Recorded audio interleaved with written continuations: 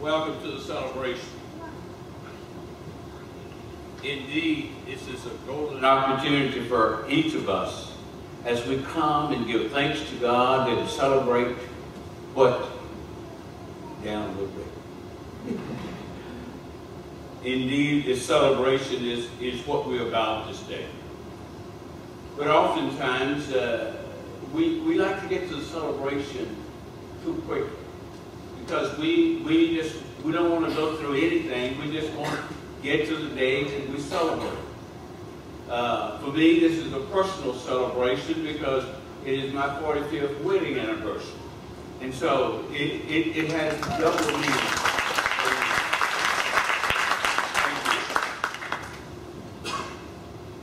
But in order to get to the celebration, I think we need to go back and just kind of review where we've come from.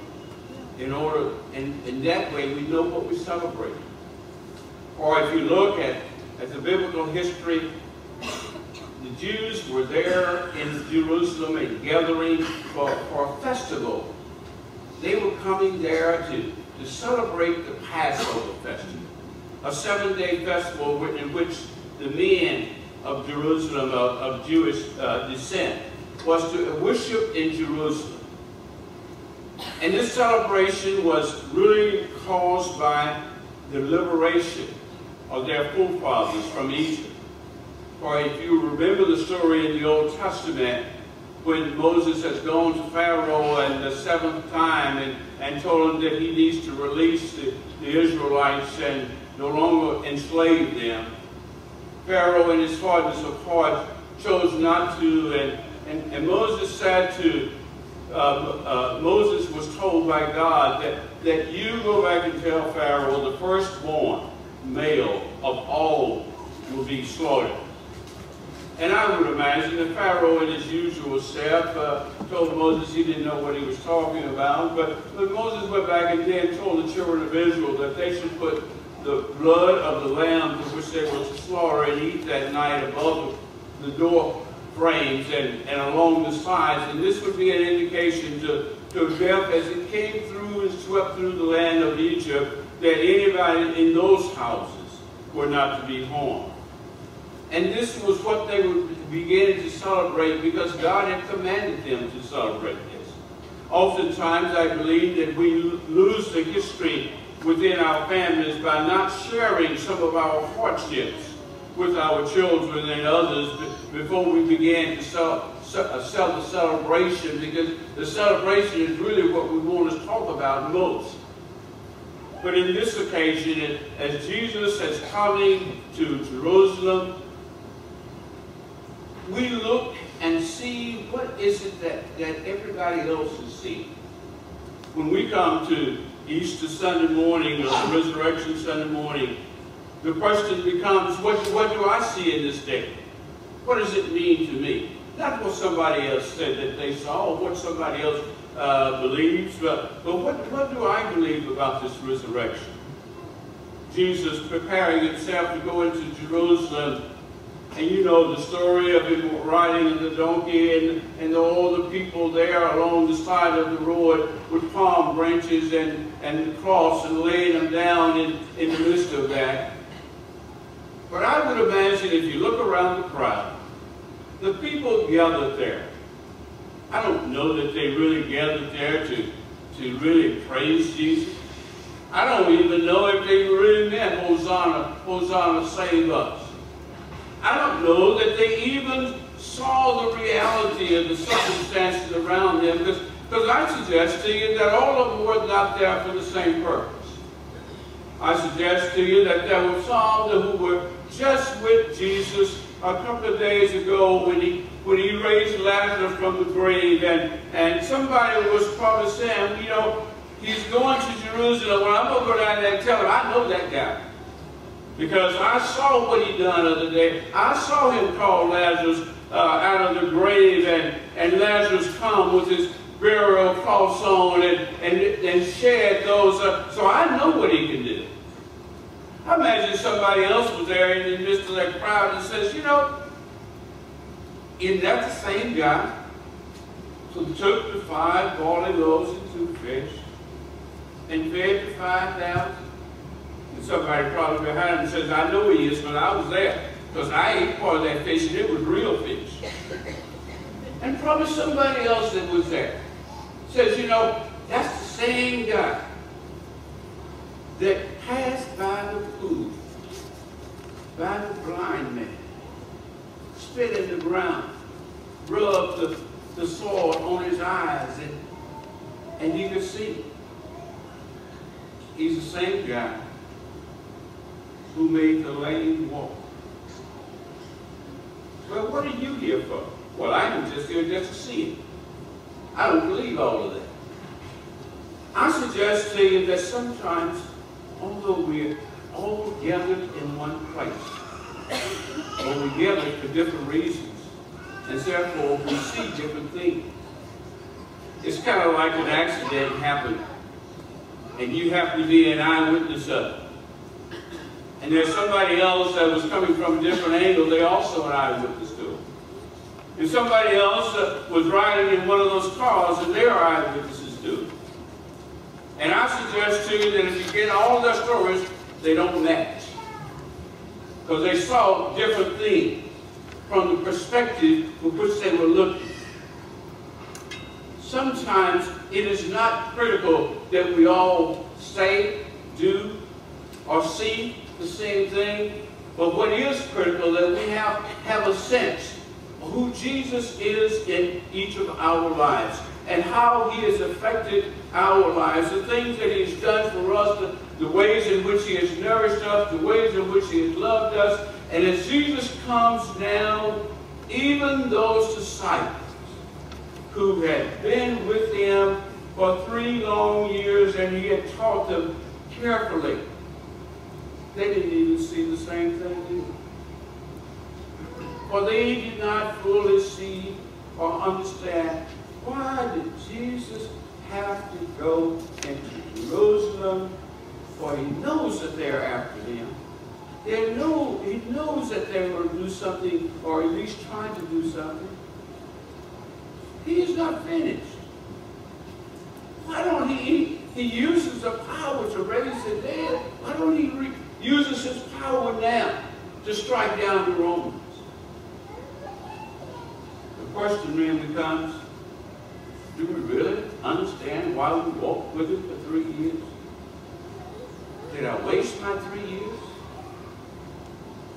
But as they came to that week in which it was Passover, and it was time for the Passover meals, Jesus gathered his disciples, and what they called the upper room, and they broke bread and drank wine.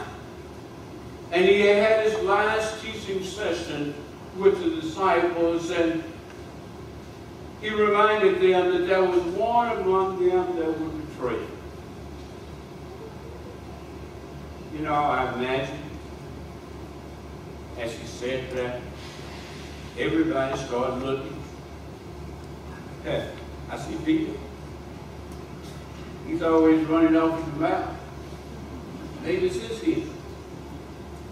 I see John, but John's the one he called his beloved. Oh, what about Philip? You know, Philip was the guy who went down and found the fish. What about Judas? Oh, surely Judas won't want to do that because, you know, Judas is the one who got the money and we're going to keep a close eye on him. But what did each one of them see? What do you see? Later that evening, the Roman soldiers came, led by Judas. He was taken, arrested, thrown in the cave underneath the high priest's home, then tried. But you hear the Roman high priest say, you know, I didn't see anything wrong with it. Why is it what you see is wrong? What has he done so wrong that you have seen that he should be crucified? He says he's a king. Isn't that enough? And then there was this last opportunity. As the crowd gathers and Pilate came out and says, you know, it is tradition that we spare one life in commemoration of God's Passover.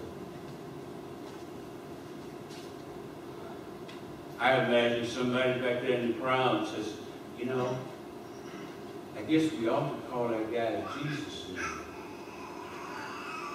But there's somebody else who began to cry out to crucify him. What have we seen that makes us so mean that we would want to crucify Jesus Christ? What has he done to each of us that would cause that evil thought to come across our minds? But sometimes, in order to see the goodness, in order to see the celebration, we have to also see the darkness. For it was a dark hour that Friday afternoon as Jesus was crucified. And I would imagine as Jesus was there on the cross, he looked out to see, where is Peter? What about John? What about Philip? What about all the rest of my disciples? What about that lame man? Where is Lazarus? Where are all these people that I've helped? But even then, he did not say anything negative, but said, "Oh Lord, forgive them, for they know not what they do." According to John, early that Sunday morning, Mary Magdalene ran to the grave of Jesus Christ. Other Gospels will say Mary Magdalene and some other women that were with her, but John says that she went by herself. And when she arrived there, she saw the stone had been rolled away. But I began to think, why was Mary even going? Certainly she didn't believe that she could roll the stone away.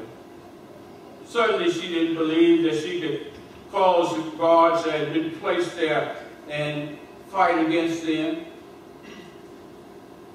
But maybe Mary went just to be close to this man that had done so much for her. Maybe what she saw was a man who loved her when she was unlovable. Scripture says, according to John, that she didn't go inside the tomb. But she just ran there and seeing the stone removed, returned immediately to the disciples, Peter and the loved one who we believe to be John, and told the other story. You know, I just went to the grave and they rolled the stones away, and I don't know what's in there. I don't know what they've done. We ought to go see about it. Where were everybody else?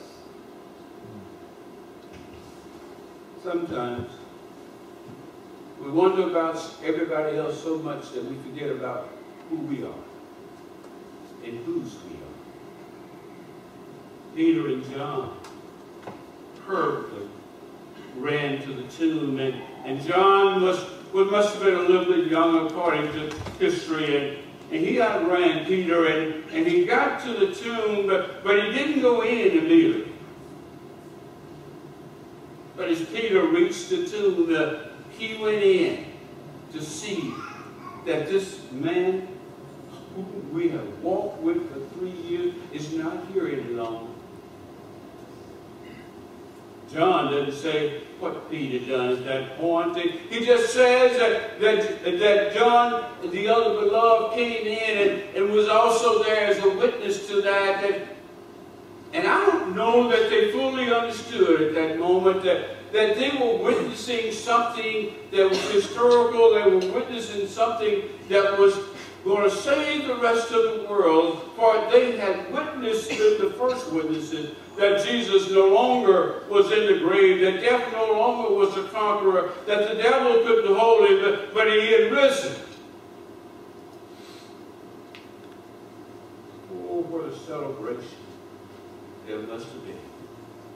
See, I don't know about you, but I realize that man who hung on the cross, he hung there for me.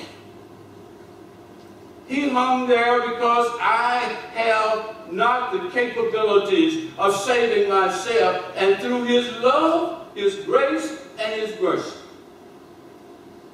that I'm able to stand this day to tell the world not about what you saw, but what I have seen. For I've seen it in my life when I was at low points, when I didn't know where I was going, I didn't know where the next meal was coming from, but I knew one thing, that there was a man that had given his all for me, and because of that, I knew that he would not let me down. That's the one. That's the reason that we come to celebrate this day. Last Christmas, I had the opportunity with other family members, my son and his family, and my sister and her family. We went to Jerusalem to celebrate Christmas.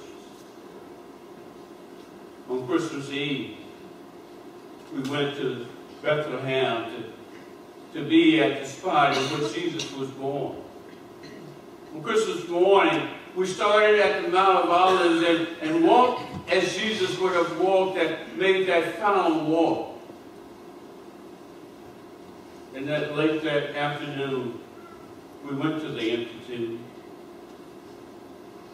As we stood and looked and celebrated communion there, my grandson walks up to me and says, "Papa, is that really where he lay?" And my response to him, I don't know, but that's what historians say.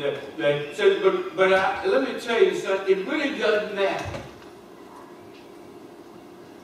Because it's not where his physical body was laid, it's where the spirit became alive to you. The incident was a historical incident, but when he becomes born in you, that's the real resurrection. For at that moment, there is not anything that anybody can do to you that will harm you. For you have an assurance that that guy who came and hung on the cross and asked God to forgive them, for they knew not what they did, he was also asking that for you and I. So when we come to Easter morning, we ought to celebrate. But I want to suggest to you, lastly, that we don't have to wait to Easter morning, but that every morning that we see the sun shining, we know that is Easter. For you are still alive, you're still here, and we should not forget just to say thank you for another day's journey. No matter what the day may be, it is a day full of your spirit. What about you? Do you really have a resurrection that you can tell somebody about? Even if you don't know the story, you can say to somebody else, one day I was lost, I was blind, I didn't know where I was going. And even today, I probably won't get it right. But let me tell you, I got a guy that's got it right. In the name of Jesus